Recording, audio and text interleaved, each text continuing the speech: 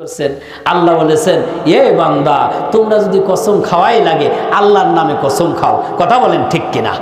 আল্লাহর নাম বাদ দিয়ে কোনো কসম হবে না। কেউ যদি কোরআন শরীফ শপথ করে এটা হবে না, শপথ একমাত্র হবে আল্লাহর নামে। চিল্লায়া বলেন ঠিক কিনা? শপথ কার নামে হবে? আরো জোরে বলেন, শপথ কার নামে হবে?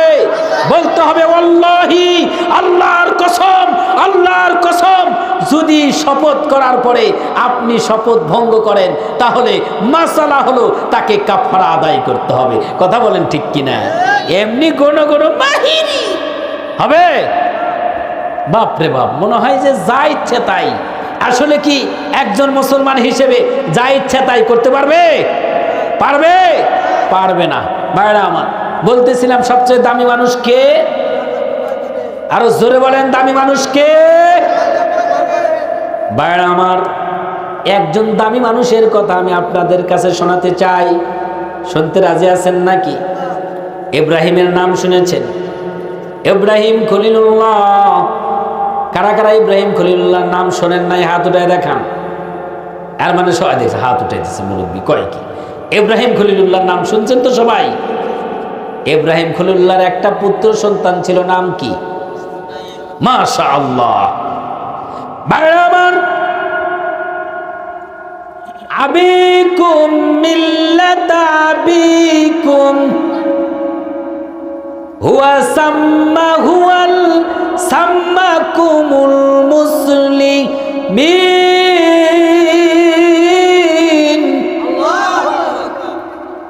আল্লাহ রাব্বুল আলামিন ৮০ বছর বয়স হয়ে গেছে, ইব্রাহিমের কোনো পুত্র সন্তান হয় না, মেয়ে সন্তান হয় না। বাবাজিরা কান লাগায় শুনবেন, ৮০ বছর বয়স, আল্লাহর কাছে বলে রব্বুল আলামিন একটা সন্তান কলিজার টুকরা দাও। আল্লাহ আমি তো নির্বংশ হয়ে গেলাম, আমার তো সন্তানাদি নাই।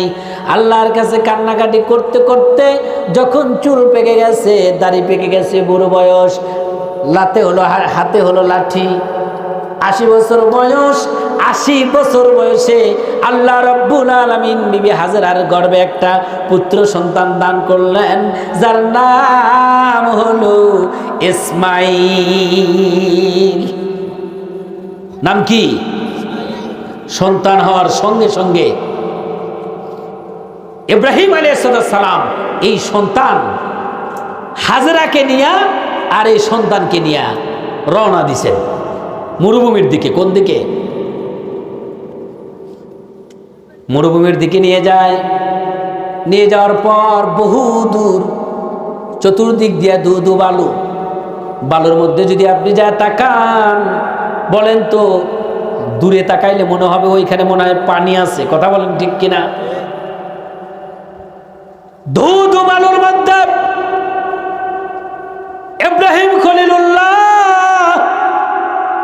বিবি হাজেরা ইসমাঈল আলাইহিস সালামকে রেখে যখন এবার বিপদ, অন্য পথে আবার রওনা দিচ্ছেন, রেখে এবার রওনা দেবেন।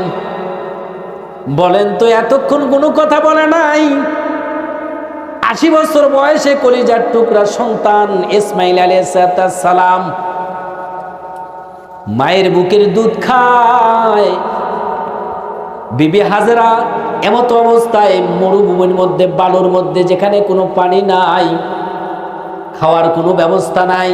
মক্কা নগরী খানা কাবা, যেখানে এখন খানা কাবা আছে, এই মক্কা নগরীতে ইব্রাহিম খলিলুল্লাহ যখন কোনো বাড়ি ছিল না, ঘর ছিল না, পানি ছিল না, পশু পাখি কোনো কিছু ছিল না, এমনকি হাজেরা আর ইসমাঈল আলাইহিস সালাম ছাড়া একজন লোকও ছিল না।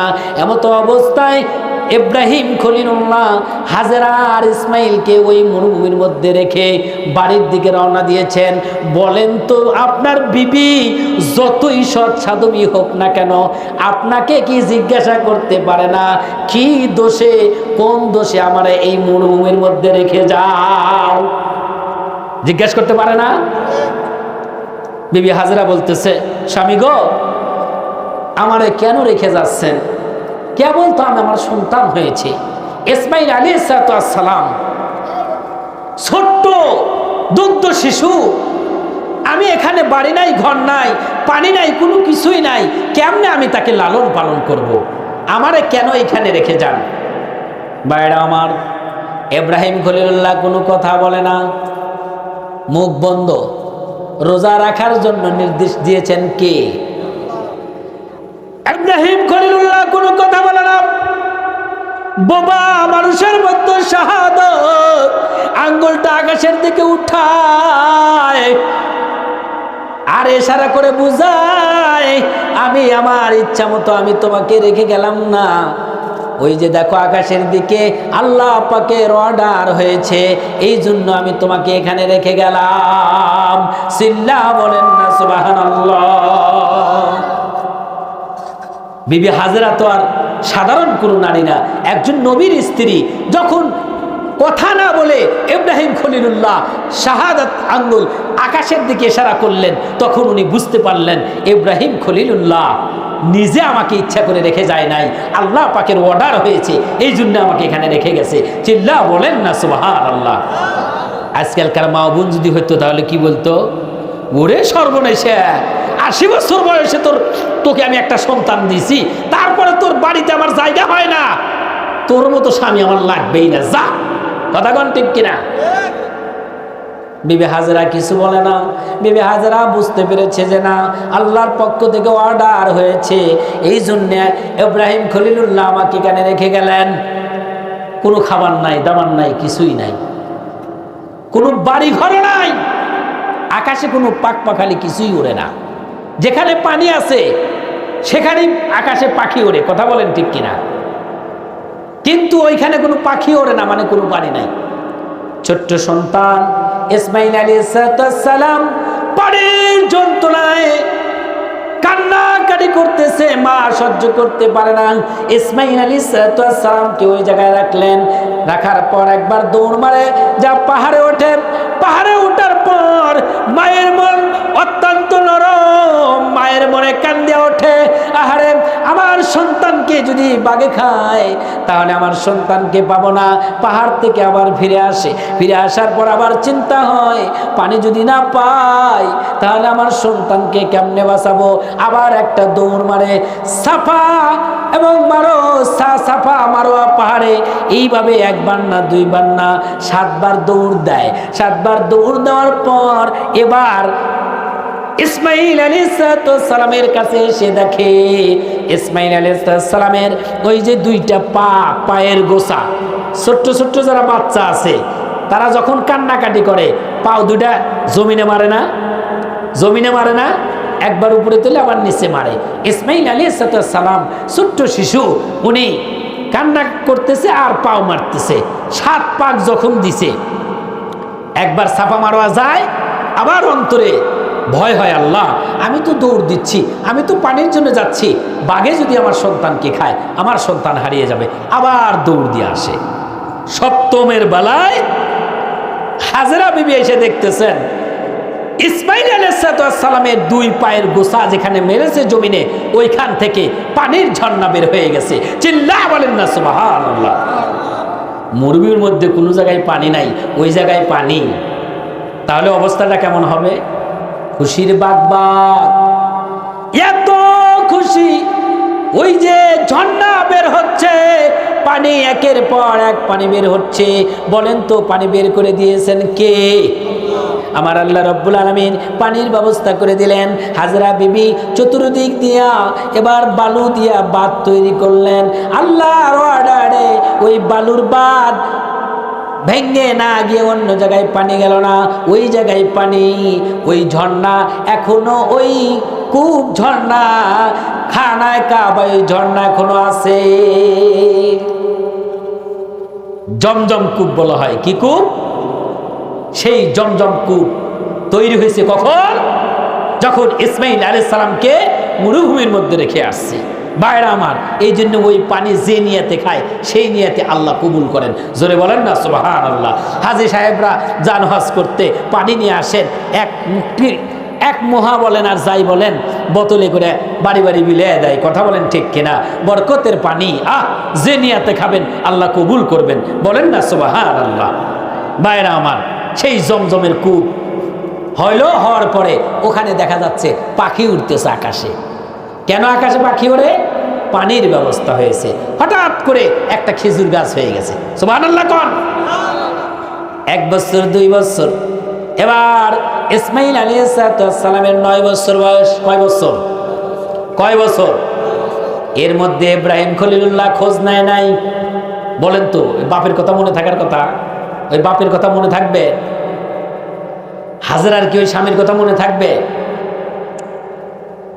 8-9 বছর বয়স ইব্রাহিম খলিলুল্লাহ হঠাৎ করে মক্কা নগরীতে খানায়ে কাবার ওখানে যায় দেখে পানির ব্যবস্থা হয়ে গেছে, বিভিন্ন বাড়িঘর হয়ে গেছে।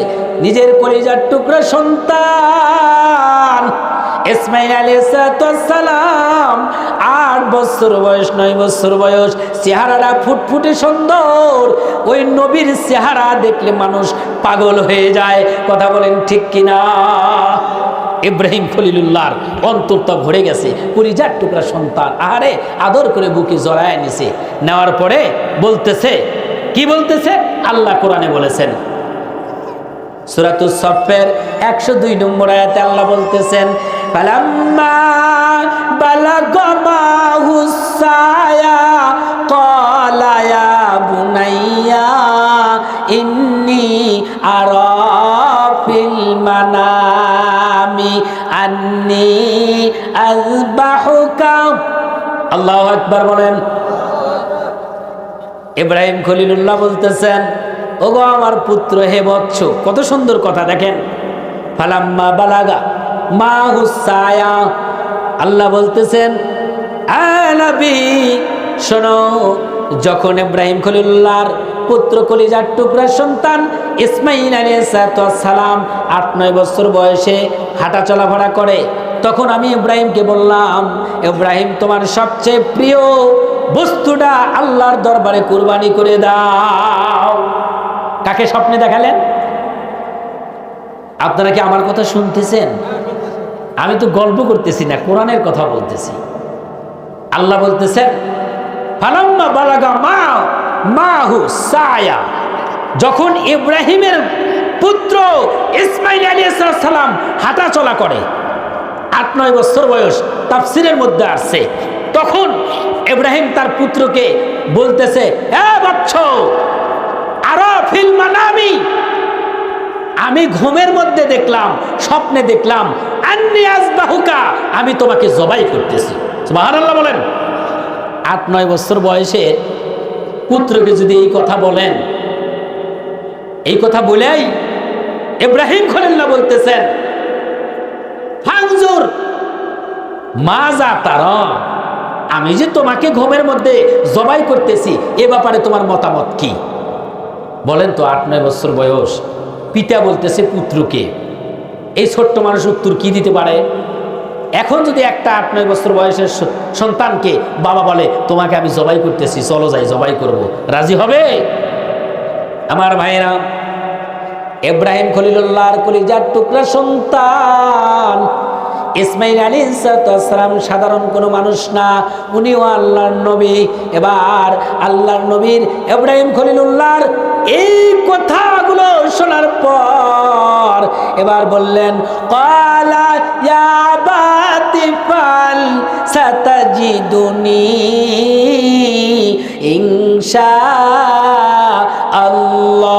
ইনশাআল্লাহ মিনাস সাবিরিন।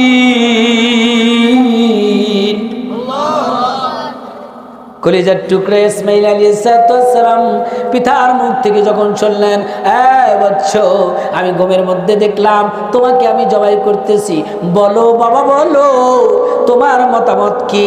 এবার কলিজার টুকরা সন্তান ইসমাইল আলাইহিস সালাম বলতেছেন, ও আব্বু, শোনেন শোনেন, আপনি যেহেতু স্বপ্নে দেখেছেন আমাকে জবাই করতেছেন, আপনি আমাকে জবাই করেন। আল্লাহ যদি চায় আমাকে জবাই করেন, আপনি আমাকে ধৈর্যশীলদের মধ্যে আমাকে পাবেন। আরো আসতে বলেন সুবহানাল্লাহ, আরো জোরে বলেন সুবহানাল্লাহ। 8-9 বছর বয়স, বললেন, আব্বা, দেয়ার ইজ নো ডাউট, কোনো সন্দেহ নাই। লা তাহজান, চিন্তা করেন না, টেনশন করেন না, আপনি আমাকে জবাই করেন, কুরবানি করেন, এটা আল্লাহ পাকের অর্ডার। সাতাজিদুনি, আমি আমাকে একেবারে আমি নিজেকে আত্মসমর্পণ করে দেব ইনশাআল্লাহ। আল্লাহ যদি চাই মিনা সাবিরিন, আমাকে ধৈর্যশীলদের মধ্যেই পাবেন। সুবহানাল্লাহ বলেন। ইব্রাহিম খলিলুল্লাহ এবার ইসমাইলকে নিয়ে মায়ের কাছে চলে গেলেন, বিবি হাজেরার কাছে চলে গেলেন। বিবি হাজেরাকে বললেন, বিবি রে, অনেক দিন পর আসছি, দাও দাও আমার কলিজার টুকরা সন্তান ইসমাইল আলাইহিস সালামকে একটু সাজায়া দাও। সুবহানাল্লাহ বলে, স্বামী গো, কই লইয়া যাবেন আমার ইসমাইলকে? বলে, দাও একটু সাজায়া দাও, আমি আমার কলিজার টুকরা সন্তানকে একটু পাহাড়ের পাদদেশে নিয়ে একটু ঘুরে ঘুরে দেখাবো। সুবহানাল্লাহ। মাকে যদি যা বলে, এই বিবি, আল্লাহর অর্ডার হয়ে গেছে, আমার সন্তানকে জবাই করব, সাজায়া দাও, দেবে নাকি? আপনারা দিতে পারবেন? পারবো আমরা। কিন্তু ইব্রাহিম খলিলুল্লাহ কি পরীক্ষা আল্লাহ নিচ্ছেন একটু খেয়াল করে দেখেন। আমি আপনাদেরকে বলতেছিলাম, সবচেয়ে মর্যাদাশীল ব্যক্তি ওই ব্যক্তি যে আল্লাহকে ভয় করে। কেমন ভয় আল্লাহর প্রতি! আল্লাহ বলছেন, তোমার কলিজার টুকরা সন্তানকে জবাই করো, কোনো কথা নাই। ইব্রাহিম খলিলুল্লাহ রাজি হয়ে গেছেন। বিবিকে বলতেছেন, বিবি গো, কলিজার টুকরা ইসমাইলকে একটু সাজায়া দাও। সুন্দর করে গোসল করায়া দিলেন, চোখে সুরমা আতর খুশবু লাগায়া দিলেন, সুন্দর পোশাক পরায়া দিলেন। এবার ইব্রাহিম খলিলুল্লাহ ইসমাইল আলাইহিস সালামকে নিয়ে গেলেন পাহাড়ের পাদদেশে। বাপ বেটা তো চুক্তি আগেই হয়ে গেছে, কথা বলেন ঠিক কিনা? বাপ তো বেটাকে বলছে, বেটা তোমারে তো জবাই করতে হবে, আল্লাহ স্বপ্নে দেখাইছে। বেটা তো বলছে, আমি রাজি, আলহামদুলিল্লাহ। কথা কন ঠিক কিনা? আমার ভাইরা পাহাড়ের পাদদেশে নিয়ে গেলেন। নিয়ে যাওয়ার পরে ইসমাইল বললেন, আব্বু আপনার চোখ দুইটা বাঁধেন, কারণ হাজার হলেও আপনি আমার বাবা, আমি আপনার সন্তান। একজন বাবা সন্তানকে জবাই করবে, এটা এত সহজ না। কথা কন ঠিক কিনা? এবার ইসমাইল ডাক দিচ্ছেন, আব্বু গো, আপনি আপনার চক্ষু দুইটা একটু গামছা দিয়ে বাঁধেন বা অন্য কাপড় দিয়ে বাঁধেন। চোখ দুটো খোলা থাকলে আপনার মায়া হতে পারে, আপনার দিলে মায়া জমতে পারে।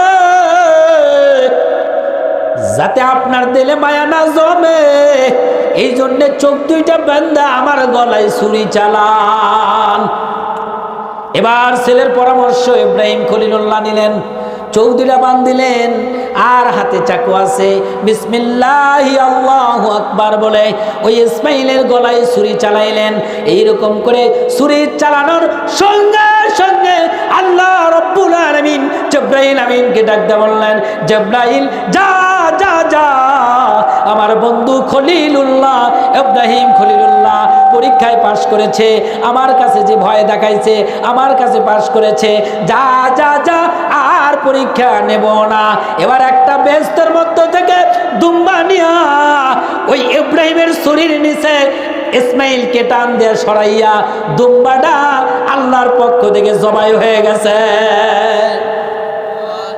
আমার ভাইরা, রাখার মালিককে, বাঁচানোর মালিককে, মারার মালিককে, সম্পদশালী বানানোর মালিককে, গরিব বানানোর মালিককে।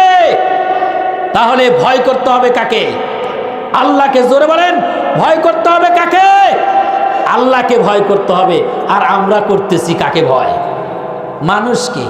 একবার যদি পাতলা পায়খানা হয়, বাপরে বাপ, পাতলা পায়খানা হও সারা, হ্যালো এই মেম্বার সাহেব, মেম্বার সাহেবকে ডাক দেয়, আমার ছেলের পাতলা পায়খানা হয়েছে, একটু হসপিটালে ফোন করেন। মানে হসপিটালে গেলে তো বিল হবে মোটা অঙ্কের, কথা কোন ঠিক কিনা? আর মেম্বার সাহেবের তো যাওয়া আসা অভ্যাস আছে, তাহলে একটু বিলটা কমায় দিবে, কি কন? পাতলা পায়খানা হয়েছে, ফোন দিচ্ছে মেম্বারকে, রোগ বাড়বে না কমবে? আর আপনার রোগ হওয়ার সঙ্গে সঙ্গে যদি দৌড়ায় মসজিদ ঘরের মধ্যে যায়া 2 রাকাত নামাজ পড়েন, হাজতের নামাজ পড়া আল্লাহর কাছে বলেন, রব্বুল আলামিন, এ আল্লাহ, রোগ তো তুমিই দিয়েছো আল্লাহ, এ আল্লাহ, আমার কলিজার টুকরা সন্তান অসুস্থ, আল্লাহ আমি কারো কাছে যাই নাই, তোমার কাছে আসছি, আমার ছেলের রোগটা ভালো করে দাও। বলেন তো আল্লাহ দিতে পারেন কি পারেন না? আগে যেতে হবে আল্লাহর কাছে, আর আমরা আগে যাই কার কাছে? নেতার কাছে। কার কাছে যাই? নেতার কাছে। নেতার কাছে গেলেই বিল কমাবে, আর আল্লাহর কাছে গেলে যে হসপিটালে যাওয়াই লাগবে না এটা ভুলে যাই। কথা কোন ঠিক কিনা? আপদে বিপদে মুসিবতে কার কাছে যাবেন? জোরে বলেন কার কাছে যাবেন? আরো জোরে বলেন কার কাছে যাবেন? আল্লাহর কাছে যাবেন। আমার ভাইরা, সেই থেকে শুরু হয়েছে কুরবানি। মানুষ কুরবানি দেওয়া লাগে না, কুরবানি দেয় কি আমরা? গরু, দুম্বা, ছাগল, ভেড়া। এই কুরবানি দেওয়ার সুন্নাত কার সুন্নাত? ইব্রাহিম খলিলুল্লাহর সুন্নাত। ইব্রাহিম খলিলুল্লাহ কলিজার টুকরা সন্তান যদি জবাই হয়ে যেত, আজকে আমরাও আমাদের সন্তানদের জবাই করা লাগতো। কথা কোন ঠিক কিনা? আমার ভাইরা, এই জন্যে সবচেয়ে ভয় করব কাকে? ভাইরা আমার, আমি যেই কথা বলতেছিলাম শুরুতে, বিবিদেরকে মারা যাবে না, বিবিদেরকে মারা যাবে না। যারা স্ত্রী মারার অভ্যাস বেশি তাদেরকে বলতেছি, স্ত্রীর সাথে ভালো ব্যবহার করতে হবে।